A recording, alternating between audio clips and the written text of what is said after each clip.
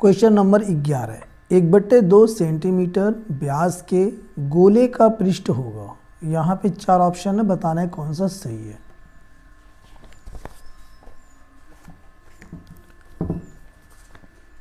Question 11, सबसे पहले हमें क्या करना है, एक गोला यहाँ पे बना लेना है इस प्रकार से, और यहाँ पे ये कहा है गोले का पृष्ठ होगा। यहाँ पे व्यास कितना है, 1.2 सेंटीमीटर, यानी ये यहाँ पे केंद्र है। जब ये व्यास ऐसे होगा तो यहाँ पे व्यास जो है वो गोले का कितना है,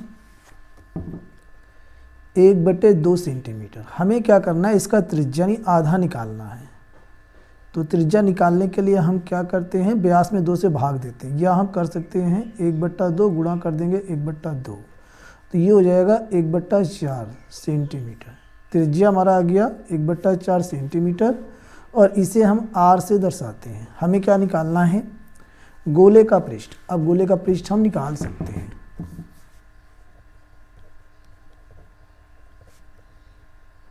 गोले का पृष्ठ ये होता है 4πr²।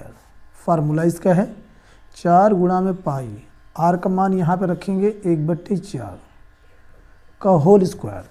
अब यहाँ पे विकल्प देख लेते हैं। विकल्प में चूँकि पाई यहाँ पे रखा हुआ, पाई को खोला नहीं गया, तो हम भी पाई को नहीं खोलेंगे, ठीक है, ये आपको ध्यान देना है।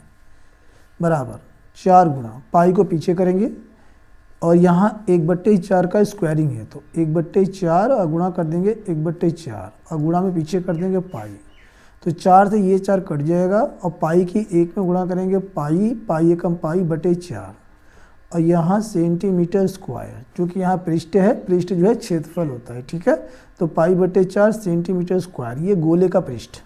ऑप्शन चेक करते हैं, तो ऑप्शन बी π/4 सेंटीमीटर स्क्वायर, यही इसका सही ऑप्शन है। क्वेश्चन नंबर 12, 6 सेंटीमीटर त्रिज्या के वृत्त का एक चाप केंद्र पर 30 डिग्री का कोण अंतरित करता है, संगत चाप की माप क्या होगी। तो यहाँ पे विकल्प है, तो यहाँ क्वेश्चन नंबर 12 कैसे सॉल्व करेंगे।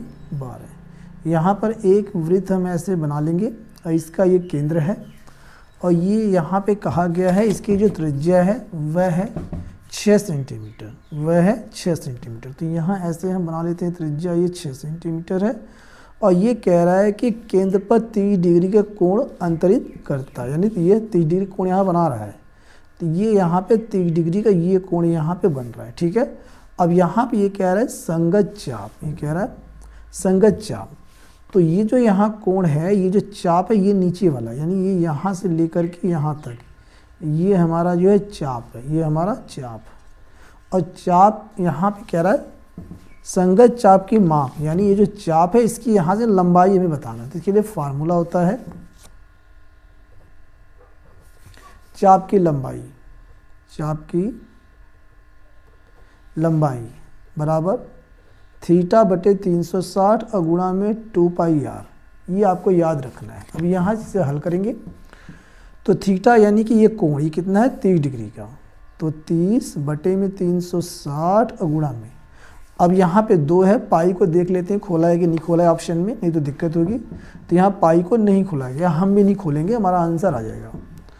तो 2 गुणा में पाई और गुणा में r, यहाँ पे यानी क्या है त्रिज्या, r को रेडियस बोलते हैं, त्रिज्या r है 6 सेंटीमीटर, यहाँ 6 लिख देंगे। इसे हल करेंगे तो 0 से 0 कट गया। अब 3 से इसे हम काट सकते हैं, अगर ये नहीं काटते हैं यहाँ से काट देते हैं, 6 एकम 6, 6 छंग 36, अब 3 एकम 3, 3 दूनी 6, 2 से ये 2 कट जाएगा, आ गया हमारे पास पाई सेंटीमीटर। तो हम कह सकते हैं कि ये जो चाप है इसकी लंबाई जो है पाई सेंटीमीटर। विकल्प चेक कर लेते हैं, तो विकल्प यहाँ पे पाई सेंटीमीटर, ऑप्शन डी इसका सही है। प्यारे बच्चों, क्वेश्चन नंबर 13, 5 सेंटीमीटर त्रिज्या के एक वृत्त, तो पहले यहाँ वृत्त हम आपको बना देते हैं। क्वेश्चन 13 ये हमारा बन गया है प्यारे बच्चों वृत्त, ठीक है, ये इसका केंद्र है, और त्रिज्या इसकी कितनी है 5 सेंटीमीटर, ये बोल रहा है। इसके आगे त्रिज्या के एक वृत्त के बिंदु पर खींची गई स्पर्श रेखा PQ, यानी कि यहाँ पर एक बिंदु है, यहाँ वृत्त पर एक बिंदु है, और यहाँ से ये स्पर्श रेखा ऐसे खींची गई है, ठीक है, ये यहाँ P है। अब इसके बाद ये यहाँ हमारे पास O है, वृत्त का केंद्र है, दोनों को मिला देंगे। इसके बाद खींची गई स्पर्श रेखा PQ, तो ये हमारी स्पर्श रेखा हो जाएगी PQ। इसके आगे देखते हैं, केंद्र O से जाने वाली एक रेखा, केंद्र O से एक रेखा जा रही है जो यहाँ Q पे मिल रही है, ठीक है, Q पर मिलती है। यदि OQ 12 है, ये OQ कितना है 12 सेंटीमीटर, ठीक है। तो ये कह रहा है PQ की माप क्या होगी, तो यहाँ ये जो PQ है यही स्पर्श रेखा, ये मैं बताना है इसकी माप क्या है, कितना सेंटीमीटर है। त्रिज्या ये है, OP हमारे पास त्रिज्या है और त्रिज्या दे रखा है 5 सेंटीमीटर, यहाँ कर देंगे हम 5 सेंटीमीटर। और हम क्या जानते हैं कि जो स्पर्श रेखा होती है, वृत्त पर जो स्पर्श रेखा होती है वृत्त की त्रिज्या पर लंब होती है, यानी यहाँ पे 90 डिग्री कोण यहाँ बनेगा। इस प्रकार ये समकोण त्रिभुज हमारा बन गया और समकोण त्रिभुज में पाइथागोरस प्रमेय लगा के हम फिट कर देंगे, ठीक है। क्या करना है हमें, ये निकालना है PQ, यानी हमें क्या निकालना है, आधार। तो इसके लिए मैं पूरा फार्मूला आपको बता देता हूँ क्या होता है। यहाँ लिख देता हूँ पाइथागोरस प्रमेय से, पाइथागोरस प्रमेय से। तो यहाँ पे हमें क्या करना है, कर्ण का स्क्वायर बराबर लंब का स्क्वायर प्लस आधार का स्क्वायर। तो कर्ण यहाँ इसमें कितना है, कर्ण ये हमारा इस सबसे बड़ी भुजा जो होती है समकोण त्रिभुज में वो कर्ण ही होती है, ये हमारी 12 सेंटीमीटर। तो 12 का स्क्वायरिंग, लंब कितना है ये 5 सेंटीमीटर स्क्वायरिंग, प्लस में आधार का मालूम नहीं है PQ है, तो PQ का होल स्क्वायर। देखते हैं क्या निकालना है हमें, ये PQ की माप ही तो निकालना है। अब यहाँ पे 12 का वर्ग कितना होता है 144 बराबर 5 का वर्ग 25 प्लस में PQ का स्क्वायरिंग। अब 25 का पक्षांतर करेंगे तो 144 माइनस 25 PQ का स्क्वायरिंग। अब इसके बाद हम क्या करेंगे, इसमें से घटा देंगे, इसमें से घटाएंगे, घटा लेते हैं 144 माइनस 25, 14 में से 5 गया 9, 3 में 2 गया 1, 119 बराबर PQ का स्क्वायरिंग। अब इसे इधर कर देंगे, उसे उधर कर देंगे, यानी PQ का स्क्वायरिंग बराबर 119, यानी कि PQ बराबर √119। हम कह सकते हैं ये जो PQ, ये जो हमारी स्पर्श रेखा है इसकी जो लंबाई है √119 सेंटीमीटर, यही इसका आंसर। ऑप्शन चेक करते हैं, √119 सेंटीमीटर, ऑप्शन डी इसका सही है। अगला क्वेश्चन है, अगला क्वेश्चन हमारे पास है 14 नंबर, संख्याओं 182 तथा 78 का HCF क्या होगा। तो यहाँ पर इसे निकालने का दो तरीका है, एक आप गुणनखंड विधि से निकाल सकते हैं और दूसरा है भाग विधि। तो हम भाग विधि से निकालेंगे, जल्दी निकल जाएगा, ठीक है। तो इसे यहीं पर निकाल लेते हैं, थोड़ा सा जगह बचा हुआ है। क्वेश्चन नंबर 14, इसमें हमारे पास है 182 तथा 78 का HCF। तो यहाँ 182 और दूसरी संख्या है 78। अब इसमें तो छोटी कौन सी है, छोटी हमारी ये है, बड़ी हमारी ये है। तो हमें करना क्या होता है, छोटी से बड़ी में भाग देना होता है 78 और भाग दे देंगे हम 182 में। अब यहाँ से हमें ये देखना है कि ये कितनी बार में जा रहा है। तो हम ये देख रहे हैं 2 बार में जाएगा, 2 8 16 के 6, हासिल लगा 1, 2 7 14 और हासिल 1 15, घटा देंगे, 12 में से 6 गया 6 और यहाँ 1 हासिल दिया था, 7 में से 5 गया 2 26। अब ये छोटा है तो ये हमारा भाजक हो जाएगा, ये भाज्य हो जाएगा, अब ये भीतर आ जाएगा 78, ठीक है, शॉर्टकट में। अब यहाँ जब हम भाग देंगे 3 बार में जाएगा, 3 6 18 के 8, हासिल लगा 1, 3 दूनी 6 1 7, घटा देंगे आ गया 0। यानी जब ये भाजक हुआ है तब यहाँ पे शेष पर 0 आया है, तब यहाँ पे इन दोनों का जो HCF है वो 26, यहाँ लिख सकते हैं HCF बराबर 26। ये हमारा आंसर है, ठीक है। ऑप्शन चेक करते हैं, तो ऑप्शन जो क्वेश्चन नंबर 14 का है वह है ऑप्शन बी 26, ये इसका सही उत्तर है। क्वेश्चन नंबर 15, प्यारे बच्चों, एक बेलन के आधार की त्रिज्या 3.5 सेंटीमीटर है, यदि उसकी ऊंचाई 8.4 सेंटीमीटर हो तो उसका वक्र पृष्ठीय क्षेत्रफल क्या होगा, ठीक है। तो ऑप्शन यहाँ पे हम नहीं बोल रहे हैं क्योंकि समय लगेगा, ऑप्शन आप देख लीजिए पेपर में। अब यहाँ पे क्वेश्चन नंबर 15, ठीक है। अब यहाँ पे एक बेलन हम बना लेंगे सबसे पहले। ये देखिए बेलन जो है इस प्रकार का बनता है, इस बेलन का ऐसे, और ये जो है यहाँ पे वृत्त टाइप होता है, मिला जुला के जो घर का टाँकी होता है जिसमें हम लोग आटा रखते हैं, इधर हम लोग पिसान बोलते हैं, यानी गेहूं का जो आटा होता है, जो पिसान होता है, वैसी टाँकी आप देख लेंगे, वो बेलन के आकार का होता है, या आप बोल सकते हैं ड्रम, ठीक है, बेलन के आकार का होता है। अब यहाँ पे जो बात आती है, जो कहा गया है कि बेलन के आधार होता है ये नीचे वाला हिस्सा, ठीक है, ये वाला। तो ये आधार का जो ये यहाँ पे त्रिज्या, यानी इसका ये आधा, ये यहाँ से लेके यहाँ तक, ये इसका कितना है, आर इसे बोलते हैं त्रिज्या को, ये दिया हुआ 3.5 सेंटीमीटर। क्लियर।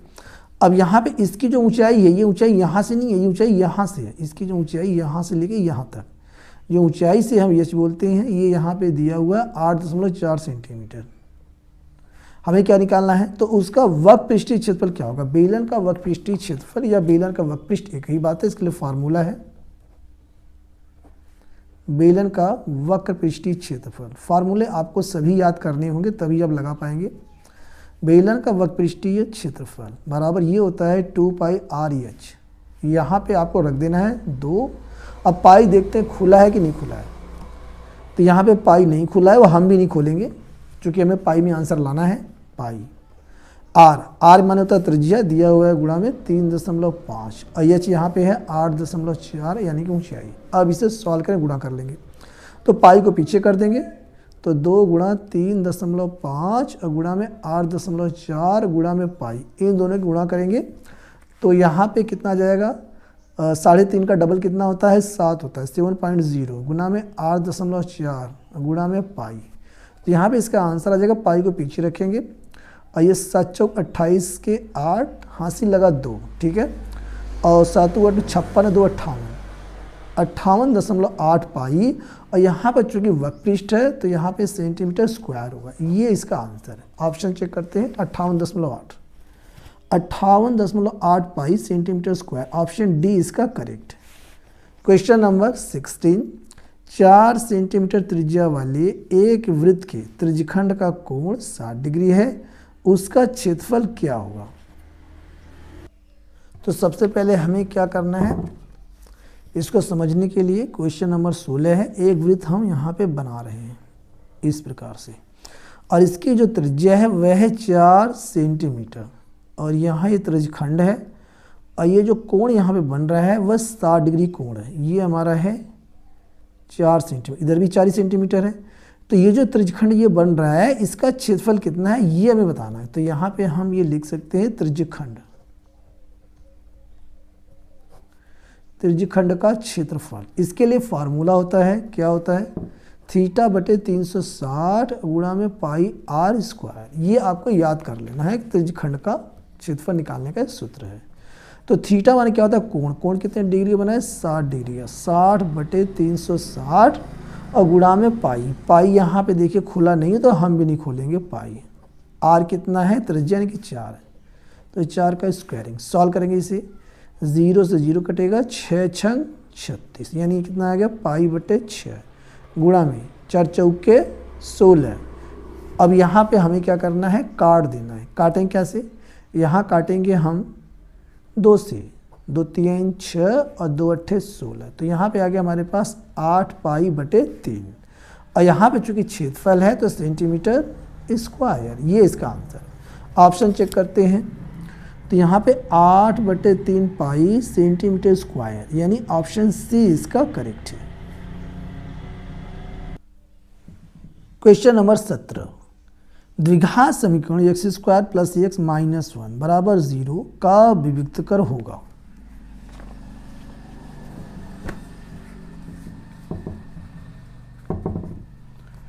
क्वेश्चन नंबर 17, इसमें हमें दिया हुआ है द्विघात समीकरण, क्या दिया है, x² + x - 1 बराबर 0। हम a b c इसमें से निकाल लेंगे, a के स्थान पे 1 है और b के स्थान पे भी 1 है और c के स्थान पे -1 है।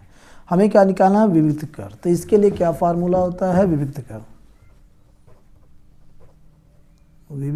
इसको बोलते हैं डिस्क्रिमिनेंट, ऐसे d से डेनोट करते हैं। फार्मूला क्या है, b² - 4ac, इस पर रख करके वैल्यू निकाल सकते हैं। b का मान क्या है, 1 का स्क्वायरिंग -4, a कितना है 1 और c कितना है -1। आगे 1 का स्क्वायरिंग 1 होता है, माइनस की माइनस गुणा करेंगे प्लस हो जाएगा, 4 एकम 4, 4 एकम 4, 4 का आंसर आ गया 5, ये इसका आंसर। अब यहाँ पे हुआ क्या है, यहाँ पे -4 है, -5 है, 4 है, 2 है, इनमें से कोई ऑप्शन सही नहीं है। तो यहाँ पर हमने ऑप्शन ई बना दिया है कि यहाँ पे ऑप्शन ई इसका 5 जो है होना चाहिए, ये इसका सही उत्तर है। क्वेश्चन नंबर आ गया हमारा अगला 18। द्विघात समीकरण दिया हुआ है। द्विघात समीकरण 1 - 4x प्लस में 4x² बराबर 0 के मूलों का योगफल होगा। क्वेश्चन नंबर 18 इसमें दिया हुआ है 1 - 4x और प्लस में 4x² बराबर 0। तो यहाँ पे जो द्विघात समीकरण में दिया हुआ है इसे हमें जो है अपने हिसाब से सही कर लेना है, हमें जो है इसका इंतज़ार नहीं करना है। तो होता क्या है, ये आगे होता है यानी 4x² - 4x + 1 बराबर 0। अब यहाँ ए बी सी हम निकाल लेंगे। ए के स्थान पे 4 है, बी के स्थान पर है -4 और सी के स्थान पे 1 है। हमें क्या निकालना है, हमें निकालना है, देख लेते हैं, निकालना है मूलों का योगफल। मूलों का योगफल, तो मूलों का योगफल के लिए फार्मूला होता है मूलों का योग। मूलों का योग कहें या योगफल कहें एक ही बात है। फार्मूला होता है -b/a, ठीक है। तो यहाँ पे बराबर जब करेंगे तो ये माइनस जो है फार्मूले का है और यहाँ पे b लिखा हुआ है तो b भी जो है एक माइनस लेके आ रहा है, -4 ब्रैकेट में लिखेंगे, बट्टे में a क्या है 4। अब माइनस माइनस कट के प्लस हो जाएगा यानी कि 4/4, इसका आंसर आ गया 1। ये इसका आंसर है। ऑप्शन चेक करते हैं तो यहाँ पे इसका जो ऑप्शन आया है 18 का, यहाँ पे ऑप्शन सी इसका जो है करेक्ट आंसर है। अब यहाँ पे आता है क्वेश्चन नंबर 19। इसमें कहा है निम्नलिखित सारणी से माध्य क्या हो। यहाँ कह निम्नलिखित सारणी से माध्य होगा, यानी इससे हमें माध्य बताना है जिसके हम मीन बोलते हैं, ठीक है। इसे हम समांतर माध्य के नाम से भी जानते हैं। अब यहाँ पे हम क्या करेंगे, ये दिया वर्ग अंतराल, ये दिया बारंबारता, इसे हम सारणी के हिसाब से लिख लेंगे कॉपी पे। आपको इस प्रकार से कर लेना है, एक कॉलम में वर्ग अंतराल, एक कॉलम में बारंबारता हो जाएगा। और यहाँ पे हमें निकालना होगा मध्यमान, यानी इसे हम कहते हैं मध्य बिंदु भी कहते हैं, यानी मिड पॉइंट, ठीक है। ये भी आप कहते हैं, कह सकते हैं, मध्यमान भी कह सकते हैं। बारंबारता को यफ से दर्शाते हैं और मध्यमान को यानी मध्य बिंदु को यक्स से दर्शाते हैं, ठीक है। ये होता क्या है, यानी कि ये जो निम्न वर्ग ये उच्च वर्ग है, इन दोनों को जोड़ के आधा, इन दोनों को जोड़ के आधा, 0 और 10 को जोड़ेंगे 10 और 10 का हम आधा करेंगे यानी 2 से भाग करेंगे, आ जाएगा कितना 5। इसी प्रकार इन दोनों को जोड़ेंगे तो कितना हो जाएगा हमारे पास 30, 30 का आधा 15। तो हमें ये दिमाग नहीं लगाना है, ये 10 है और इसे भी 10 कर देंगे तो 10 ज़्यादा है, 5 इसको देंगे, 5 इसको देंगे, यानी 15 15 हो जाएगा, काम खत्म। 15 5 इसमें दे देंगे 25 25 हो जाएगा, 5 इसको दे देंगे 35 35 हो जाएगा। सीधा सा एकदम तरीका लगा दीजिए। यहाँ पे 5 इसको देंगे 45 45 हो जाएगा, काम खत्म। अब क्या करना है हमें, अब यहाँ पे ये कॉलम आता है, पहला दूसरा तीसरा चौथा कॉलम आ गया और ये हमारे पास आता है यफ गुणा यक्स का, यानी इन दोनों की गुणा होगी। तो 4 की 5 में 4 पंजे 20, 15 सत्ते होता है 105 और 25 पंजे 125। अब यहाँ पे हमें 8 से गुणा करना है, 8 पंजे 40 के 0, हासिल लगा 4, 8 3 24, 24 4 28, यानी कि आ गया 280। 6 से गुणा करेंगे, पहले 6 पंजे 30 के 0, हासिल लगा 3, 6 चौक 24 और 3 27, 270। अब इनको जोड़ेंगे, 5 5 10 के 0, हासिल लगा 1, तो 3 2 5 13 7 20 के 0, हासिल लगा 2 2 4 2 6 2 8, आ गया 800। इसी प्रकार ये जो हमारा मध्यमान है इसे छोड़ देंगे, ये बारंबारता को जोड़ेंगे, यहाँ कोई मतलब नहीं है, ठीक है। तो 7 4 11 और 11 5 16, 4 20 4 24 36। अब हम निकाल सकते हैं माध्य। माध्य इसे हम दर्शाते हैं x बार से, ठीक है। इसे मीन भी अंग्रेजी में कहते हैं, MEAN मीन, क्लियर कट। अब इसके आगे यहाँ पे हमारा क्या है, सिग्मा यफ गुणा यक्स, ये होता है हमारा सिग्मा यफ गुणा यक्स, ये होता है, ठीक है।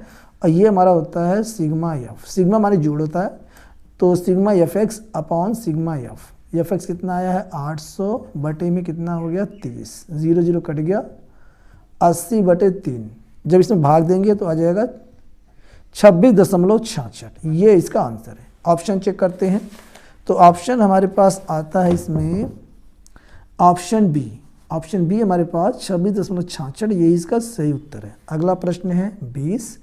निम्नलिखित सारणी का माध्यक वर्ग क्या होगा? माध्यक वर्ग यानी कि ये ऊपर बढ़ता है 0 10 10 से 20 20 से 30 30 से 40 40, इसमें से कौन सा है ये हमें बताना माध्यक वर्ग। और ये यहाँ पे दिया है माध्यक, इसको बोलते हैं मीडियान, ठीक है। इसे माध्यिका भी पुरानी किताब में कहा गया है। अब इसे सॉल्व करेंगे।